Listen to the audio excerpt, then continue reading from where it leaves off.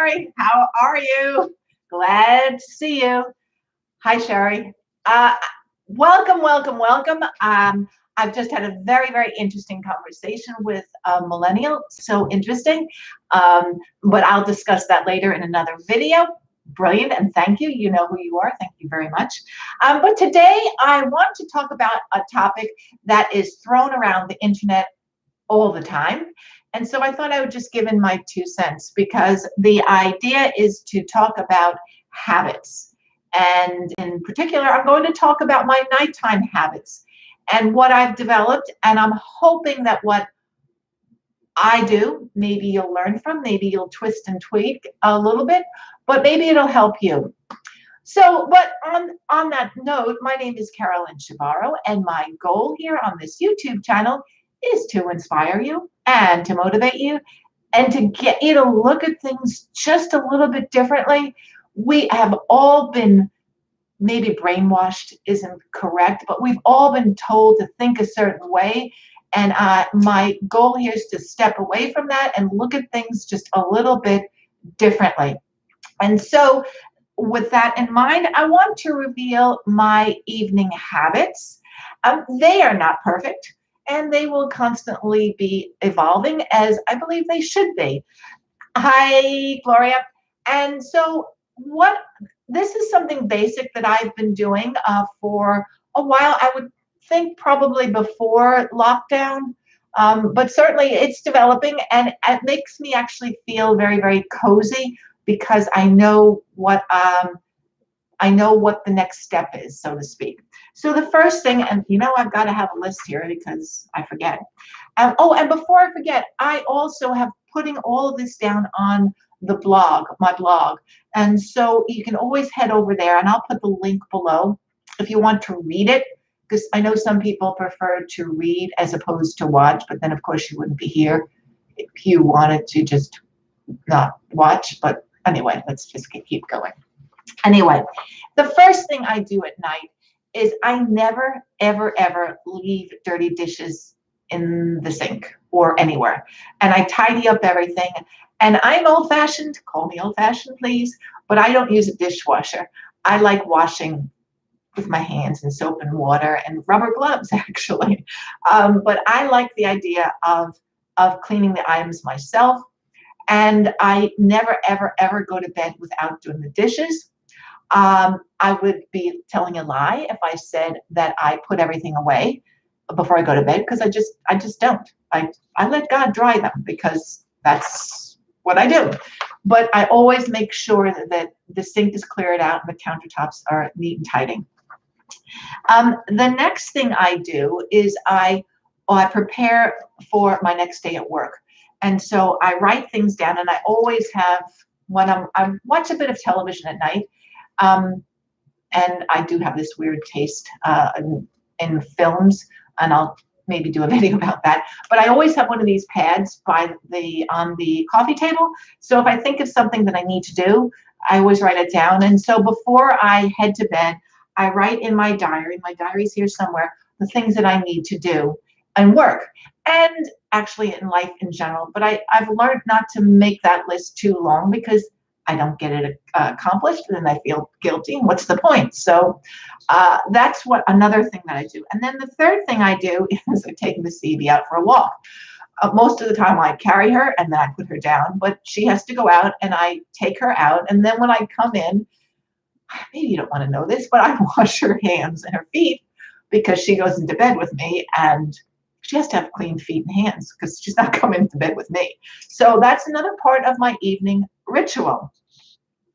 Then the next thing I do is I also, with Miss Evie, I put all her toys away because she's got toys scattered all over. And then there's one here, and they're all over because she's basically very, very spoiled, and she has a lot of toys. And I put them all together on a chair so that she knows where they are, and then also it keeps everything neat and tidy for when I wake up. And then the next point is I do that for the humans, for me. I make sure everything is back, and I've talked about this before, it's home sweet home, so that I know where the remote control is. I know where my teacup is in the morning.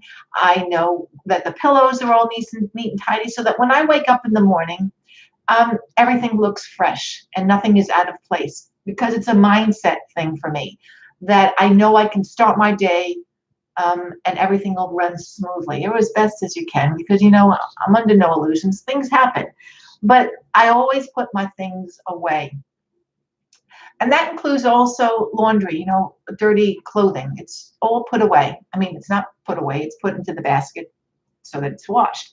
Um, I During this time, I put on some tea, because I've gotten into the habit of drinking tea when I am in bed and I read. And what I'm using now is Earl Grey, and it's lavender. I just bought this today.